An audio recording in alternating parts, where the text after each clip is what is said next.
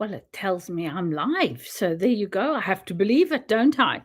Anyway, hi everybody. It's Michelle over at Hesketh Emporium, or just Michelle. As this is not about my usual sewing, knitting, crafting, moving, oh gosh, whatever, apiary stuff. Today is about weight loss.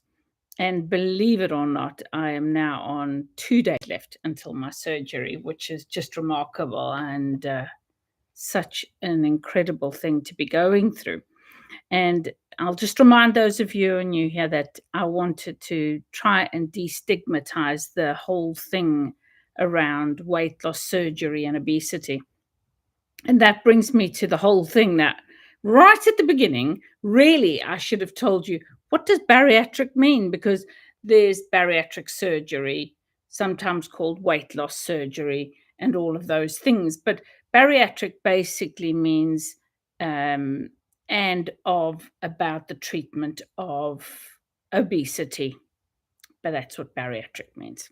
So anybody who is obese is a bariatric patient or is undergoing bariatric surgery. That is the gist of what bariatric is all about.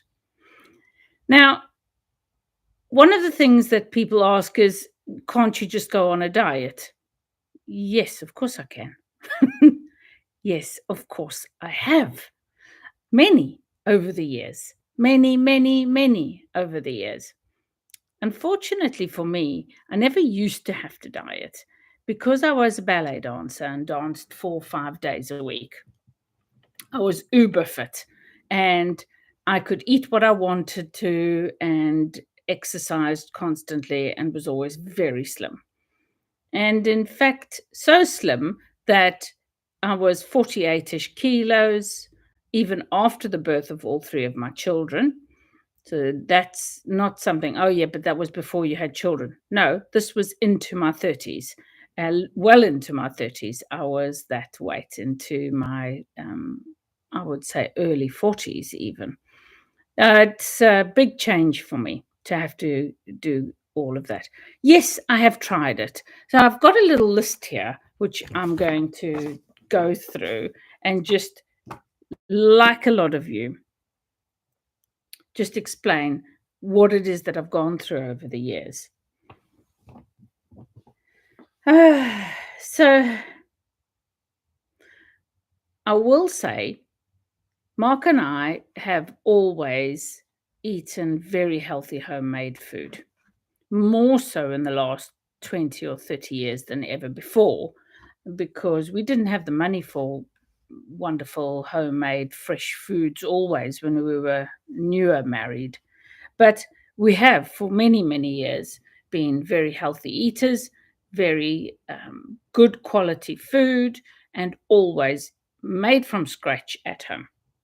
So that's really important to understand.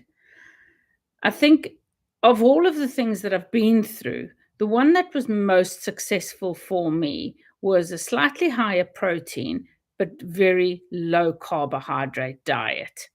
And over the years, I have tried Slimming World, Weight Watchers, Keto, Atkins, low carbohydrate, low calorie, ultra low calorie, which is like under 900 calories a day, which is what I happen to be on at the moment for my liver reducing diet. And I've had weight loss medication from the doctors. I've never done anything that's sort of just a fad or I've heard about. I've always done it very carefully with following medical advice. That's the one thing. I've done a lot of fasting over the years and also intermittent fasting. We did that many years ago now, probably 8 years ago, when Mark's blood pressure was a little high, and I'd read up about this new thing that was being touted around was intermittent fasting. And we went on that together, and we would fast 2 days a week at least. And you know what? It really did help, and it helped him massively. It reduced his blood pressure, helped him in all sorts of ways, and it helped me as well. I lost a little bit of weight, but with all of these diets, I regain all the weight. Maybe slowly, sometimes more quickly, but always the weight gain is back. And it just becomes really disheartening that I eat such little amounts of food that I can still gain the amount of weight I do. And I'm quite used to eating 1,000 calories a day. And obviously, on the diets, I've been eating even less than that. So I suppose the thing is, like many of us, it doesn't work. Your weight goes up and down, and it just becomes more and more of a vicious cycle, really, doesn't it? Well, you can't say I haven't tried. There's without a doubt anybody I've spoken to who knows me very well, my family, will say I've worked tirelessly over the years to try and maintain my weight. There have been times when I've been really bad with eating sweet foods. I am a total sweetaholic.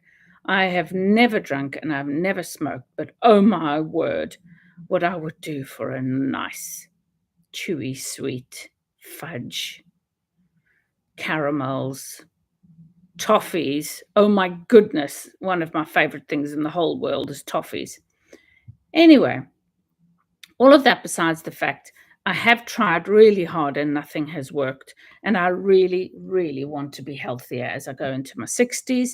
And I've got 8 grandchildren, one imminently arriving. And I just really need to be there. I just find the whole family is so precious to me that the longer I'm there and healthy, don't get me wrong, I want to be healthy. I don't just want to be there, okay? I want to be there and be as healthy as I can be. And that is what this is all about for me. So that's why I'm doing it. Right, that's the why for today. Then I wanted to just say today is a day where I've had a pretty good day with what I've eaten. Yesterday, was it, or the day before? I went, I think, 50 calories over 900. Oh my goodness, the guilt. I can't even tell you. Anyway, I can't stress about 50 grams over when I have lost. Hold on, let me think about this for a second. Started off at 98 about 5 weeks ago, and I'm now down to 89. So in that time, I've lost a huge amount of weight. And there are those people out there who will say, well, why don't you just carry on doing that? Well, as all of my doctors and all of the dietitians and everybody I've spoken to who are professionals, and they will say it is not sustainable. Okay, it is not sustainable. You can't sustain a diet of 900 calories forever. And so it's not an option. It's good that I've lost the weight because it means it's kick-started the weight loss even before I've had the surgery. And obviously, the liver, we've spoken about that on a previous video about shrinking the liver down as well, which is brilliant. So I should have a super small, easy to move aside liver on Thursday morning. Yeah, Thursday morning. So today I have had my usual decaf drinks, hot tea to start the day, and then an Americano with a bit of milk. I had a bowl of ultra low fat or 0% Greek yogurt. And in that, I had a few frozen cherries and some protein whey isolate. I need to build up the amount of protein because I actually don't eat enough protein, and it is the building block. It's the healing thing. It's what's going to make me heal better after surgery. And also, I'm told that it will also prevent my body losing muscle mass because I'm eating the protein. So that's all the reasons why. So for lunch today, I made myself a really lovely smoothie. I have come to the conclusion I do not like the chocolate ones. I do not like the ones that are salted caramelly and all of that. Give me a fruity smoothie or shake any day of the week. So then I'm happy. So really, all of those other chocolatey ones I've bought have been a total waste of time. So today's was a mixture of apple and mango high juice, which has got no sugar in it, and I put some of that into my blender together with 0%, 100 grams of 0% Greek yogurt, a little handful of frozen raspberries, and about 100 milliliters of skimmed milk. Blitz that up, and the sweetness of the apple and mango cordial was perfect. That's why I added the skimmed milk in, because without it, it was too sweet for me, and I added in some more milk, and it was absolutely fantastic. And it's kept me going for the rest of the day. There you go. The only thing I've had since then is hot bovril with a tiny little bit of English mustard in it. Honestly, it's really good. No, I know you're not all going to agree with me, but weirdly, I really do like it. And I'm hoping I continue to like it, because for 2 weeks post surgery, I will need to drink clear broth or consomme type things. And that's going to really be useful and helpful. So there you go. So that's me for today, everybody. And I will see you tomorrow, and we will be another day closer. Have a wonderful, blessed day, and I will see you soon. Bye bye.